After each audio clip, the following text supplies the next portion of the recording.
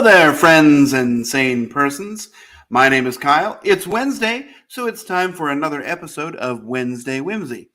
As usual, Wednesday Whimsy is a short show I do every Wednesday, usually around 20 minutes. That's what we shoot for, at least, where I talk about a board game related topic, something I've been playing, something I want to play, something that's on my mind. Hey, who knows? Depends on how I'm feeling, hence the name of the show. Let's sort of jump in. This is going to be an episode where I don't show a lot because a lot of these things I'm talking about don't necessarily have a lot of pictures or physical components, even because what I'm talking about today is my top 10 board game apps. So back in the day, I think the first board game app I think was probably Ticket to Ride.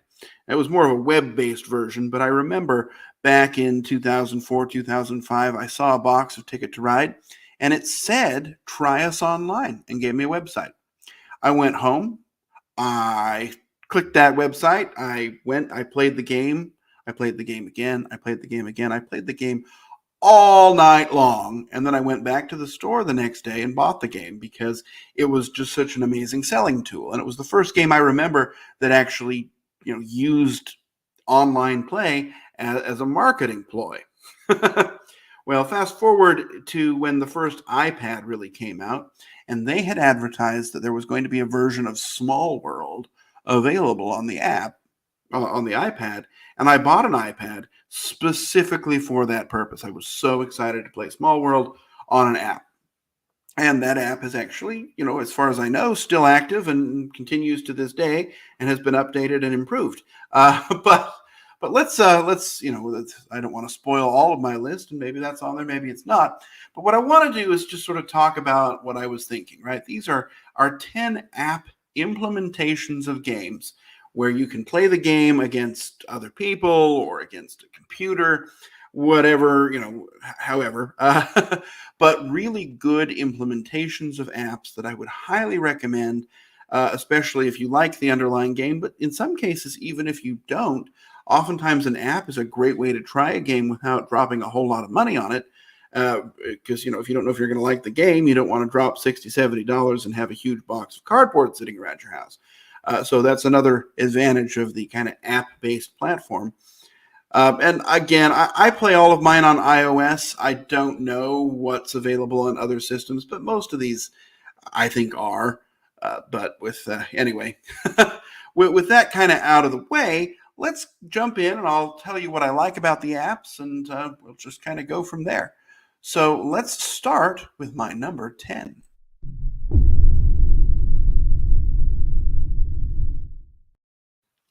My number 10 is a game that shows up on a lot of lists. It showed up on my travel games list, I think. It showed up on my solo games list.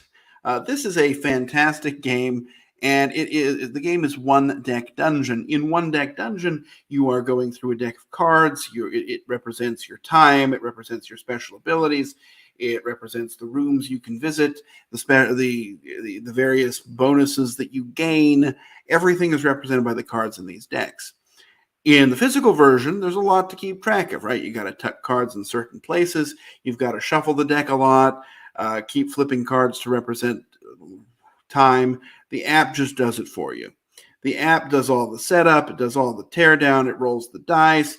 All you have to do is make the decisions. It is a fantastic way to get into the game without needing to carry around a lot of components. It's a great way to do the sort of character progression that the game offers, because the app really helps you keep track of that, keep track of your special abilities, remind you of things, doesn't let you cheat on purpose or on accident. It's just a really good app implementation. Both versions of it, the Forest and the basic one, are on there, as are a lot of the promos. In fact, I think one of the expansions came out onto the app before it came out onto in physical form. And so it's just, the other apps on this list are so good that this one, which is excellent, is at number 10. I guess I would just say that. But I really enjoy One Deck Dungeon, and the app is one of my favorite ways to play it. Although I do enjoy, the physical feel and the components and all that. But the app is almost unbeatable. So let's talk about 9 apps that that managed to beat it, though.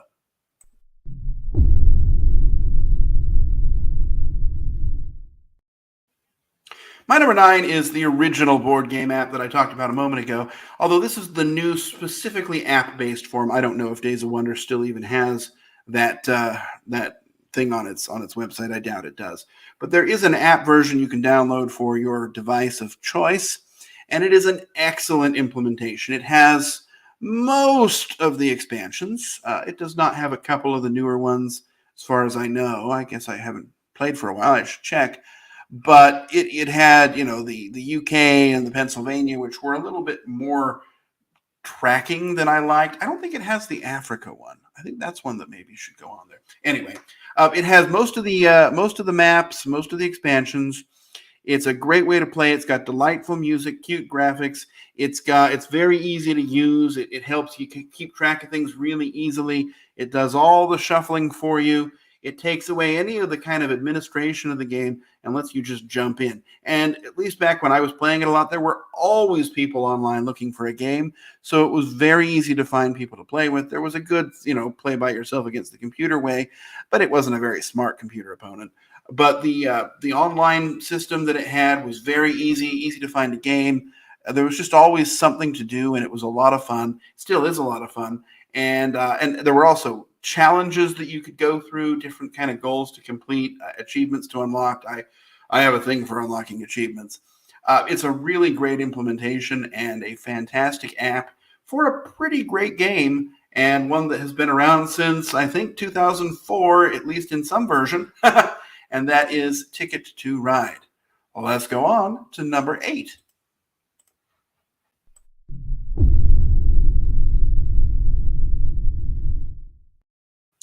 Number 8 is a game that I played in the app version first. I learned to play it from the app. Now I enjoy the physical version as well, but the app here is really excellent. In fact, this is one of a couple of games that I almost prefer to play in electronic form. It has been updated and changed a little bit, but it's just a really good implementation. The game is Nirusha Hex.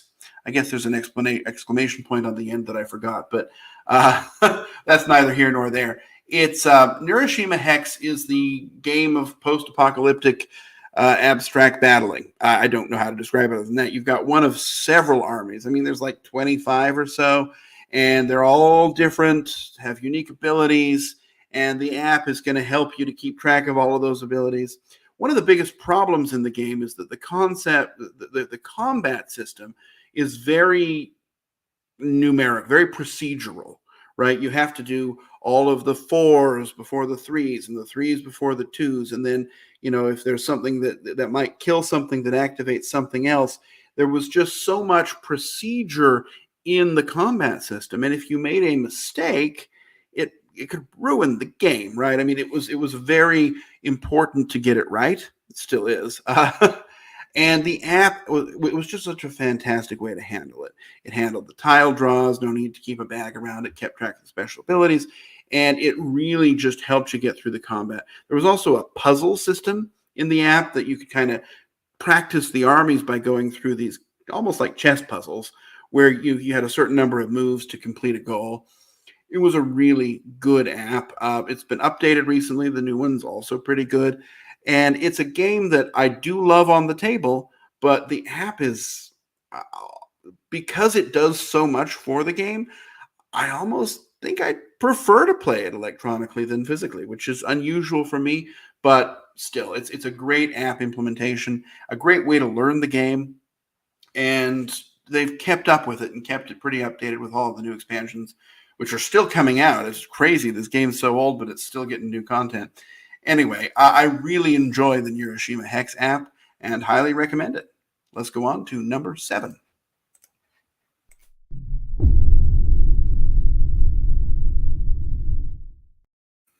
All right, number 7 is a game that I definitely learned on the table first. And when I found out an app was coming out, I was actually kind of surprised. I was like, what in the world is this going to be? And the game is Galaxy Trucker. So in Galaxy Trucker, what you're doing is you've got this real-time element where you're going to be flipping over tiles and building up a ship, and then you're going to be taking that ship through space. And I was like, well, how's that going to work? But it works really well. That's the answer. You just sort of flip the tiles up on your screen, you position them, The app is good for helping you keep things neat and orderly and making sure things work so you don't end up with an accidental cheat.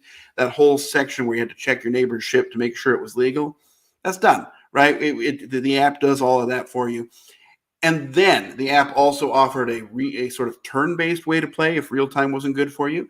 And it offered several story-type campaigns where you could play through a story with minor changes to the rules.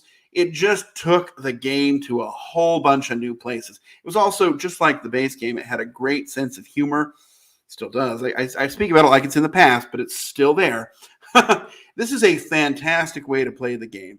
And look, this is a game I do prefer to play in person just because the tactile feel of flipping things over frantically and getting in your own way and realizing something doesn't work. And and then the schadenfreude as somebody else gets blown up by a meteor or a space pirate. I enjoy that in real time.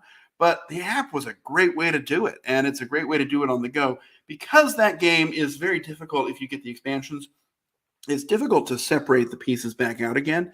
And the app takes care of it for you. Click of a button and we're done. It's just a really good implementation. Surprisingly good, actually, for a game that I thought would be a little too chaotic for an app. But it's a great way to learn and play. So let's move on to number 6. Hopefully, here we go.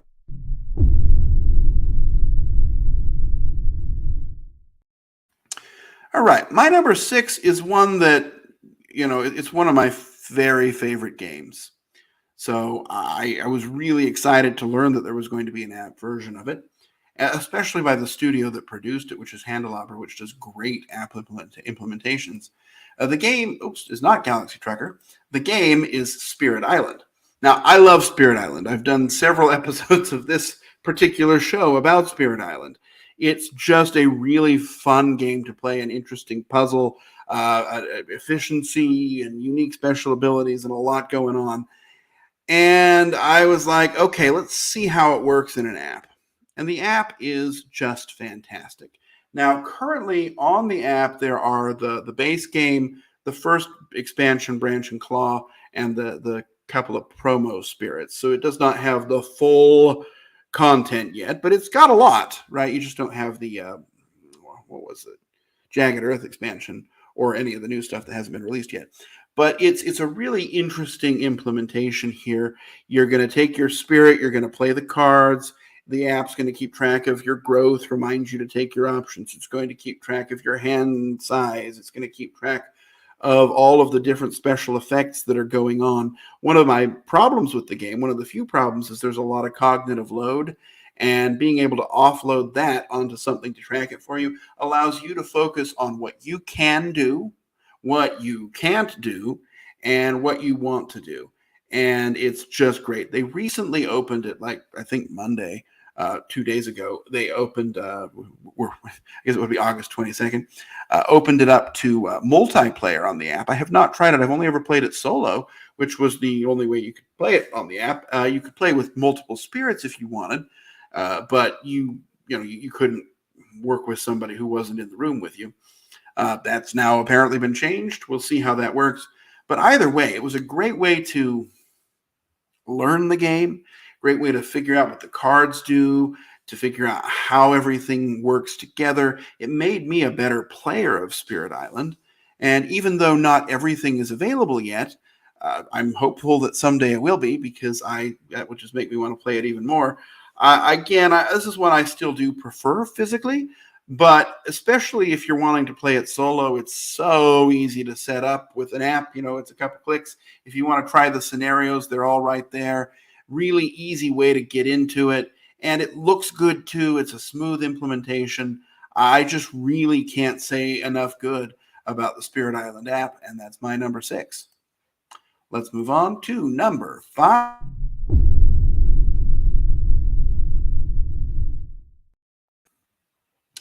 All right, number 5. Number 5 is Twilight Struggle. Twilight Struggle is one of my favorite games of all time.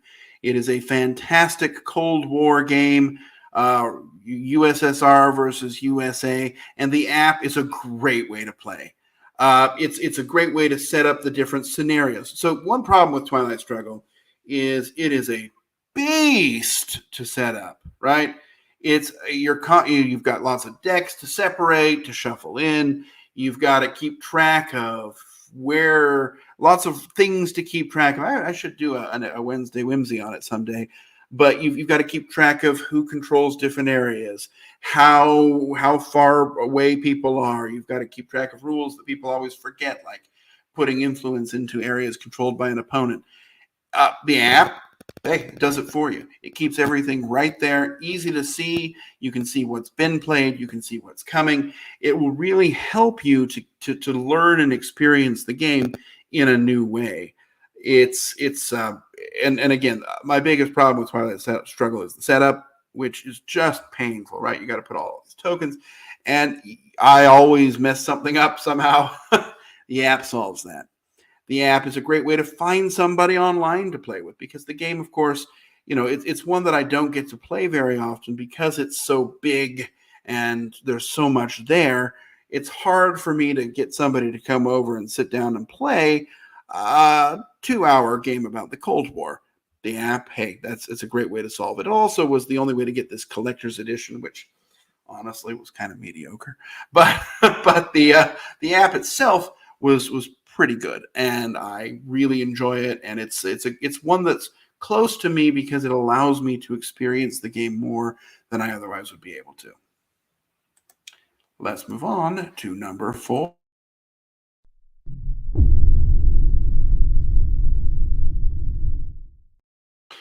All right, number 4, and you might think, well, why is this one so low since you love the game so much? The game is Summoner Wars, okay? And the reason it's 4 is because the next 3 apps are just fantastic. I love Summoner Wars, right? That's not a secret. I will play it anytime, day or night, pretty much. I'll play old version or new version. The old version, I'm not sure that the app is still supported anymore. But that was how I played Summoner Wars for years. I was constantly playing with my brother. I was constantly playing with other friends. It was just a great way to experience the game. What it really did was it opened up the deck building possibilities, because in Summoner Wars you can kind of tweak your decks a little bit, and it was so easy to do that and keep a bunch of saved decks that you could just try everything you wanted. It was a great way to experience the game, especially if people were not ready to play it right around you.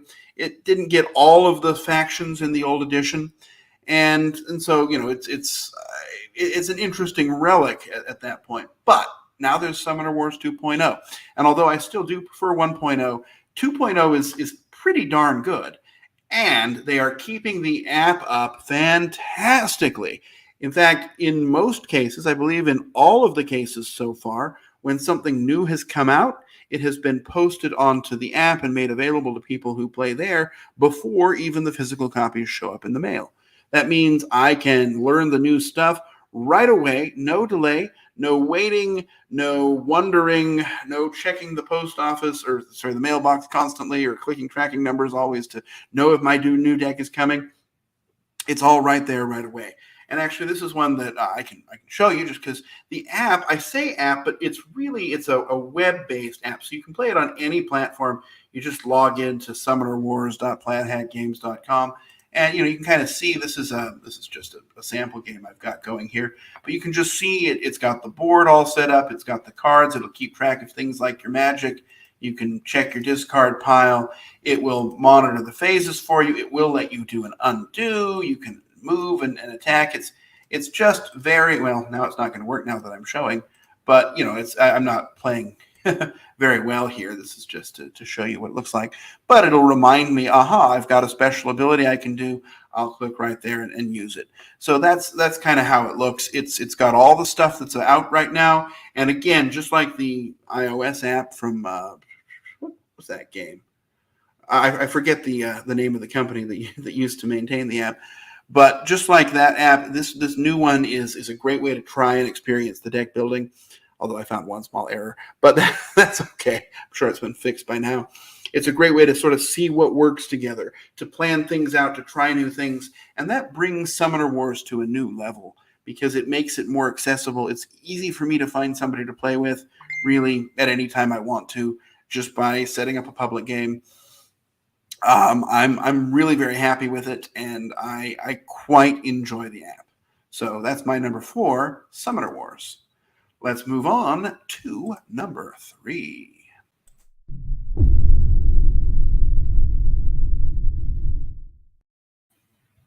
My number 3 is one of the best apps ever. In fact, when somebody wants, I talked about this on Saturday. One of my least favorite rules to explain is the crafting rule in Root, and that's my number 3 app.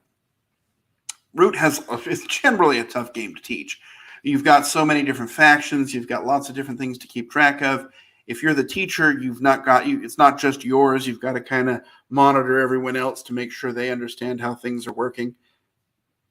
The app is the best way to learn the game, honestly. I would say if you want to learn how to play a faction, get the app, go through the tutorial. The tutorial is fantastic. It walks you through everything. There's lots of ways to play the game. You can play it against these bot characters, these solo bots that exist for playing solo Root, or you can play against an AI opponent, and the AI opponents are actually pretty good. It's not a cakewalk unless you set it on very easy. It's just it's a shining implementation. It's got cute music. It's got all of the charm and joy of the Root board game, actually maybe amped up a little bit. And it's a great way, just if you don't know how something works, play the app. It'll teach you absolutely everything you need to know. And you can practice these characters and then, have a better experience playing with other people because you're already familiar with how things work and you can just enjoy the game. The Root app, it would be my number 1, except there are 2 that I like slightly better, but there's really nothing negative I can say about this app. If you have any interest in Root at all, this is your definite place to go. It's certainly a cheaper and easier buy-in than buying the board game and all of its expansions, which are fit in, 10 boxes. I can't say enough good about the Root app. My number 3. Let's go on to number 2.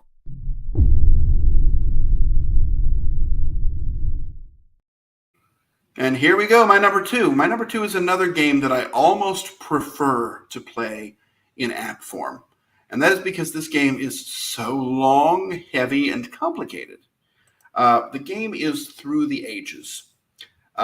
This is a heavy, difficult, a lot of systems going on, civilization game. It's one that I really enjoy. But when I had, the physical version, I got to play it, once a year, once every 18 months when I could find somebody who already knew how and was willing to play with me. On the app, hey, I can play against a tough computer opponent or other people or whatever I want really easily. The game has lots to keep track of, lots of table space. The app takes care of all of that. The complicated war rules, which were on my short list for rules I hate explaining, they're all taken care of. None of the overhead of playing the game gets in your way, and you can just enjoy the fun. There are also lots of challenges and achievements that you can work toward unlocking, which I already said is something I really love. It's a fantastic way to learn the game. And another instance of, I believe this was the first instance, of an expansion that came out on the app before it came out in physical form. I think it was developed at the same time as the physical app, and then due to some kind of problems, it went on to the app before it came into the store. So, hey, there's that as well. It's just a shining, smooth, wonderful game. The app version is, and it will make you better able to learn and teach the board game on the table once you have all of this down. Look, if I found one person who would play Through the Ages with me, I would maybe prefer to sit down and play it on the table because I enjoy that tactile face-to-face experience. But if I want to play the game these days, I pretty much go to the app. And that's why it's my number 2. And my number 1, let's go.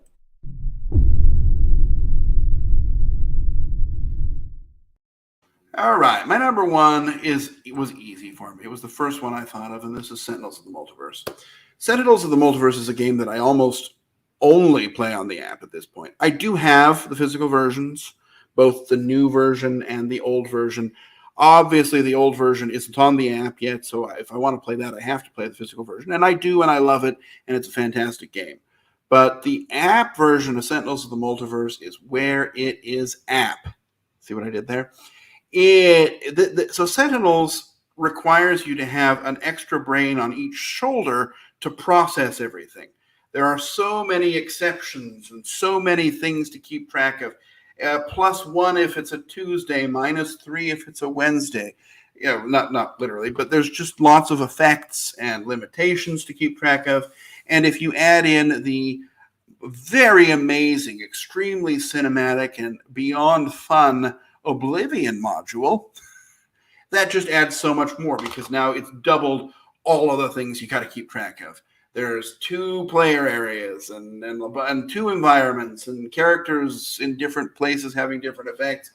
And it's not unplayable on the table, but it requires all day and much more brain power, and you go to bed after that and you're wiped out. The app solves all of that. It does it so well. It lets you play with all of the variants. It lets you experiment. It lets you try different combinations. It lets you learn characters, right? You can set up a scenario with this new character and just figure out how the character works. It is the way to play Sentinels of the Multiverse, honestly. And now we just got news. They've been doing a Kickstarter and it funded. They're doing the Sentinels of Earth Prime, which was a non-canon expansion to it by a different company, but with the blessing of Greater Than Games. And they're going to mix that in so that you can play with those new characters as well. It'll be nice to have some new content for the game. But the Sentinels of the Multiverse app is it is the definition of a great board game app, because it has almost replaced the physical game. I mean, look, I love Sentinels of the Multiverse, and I always will, and I'll love playing it on my table with friends because I enjoy the experience and talking about the story and the aha moments, where you kind of role play as your character. But the app, if I just want to play the experience, if I want to have that story, the app's where it's at. It's just a fantastic way to do it. It's got fantastic music composed for each of the different characters and environments, theme songs. It's just so good.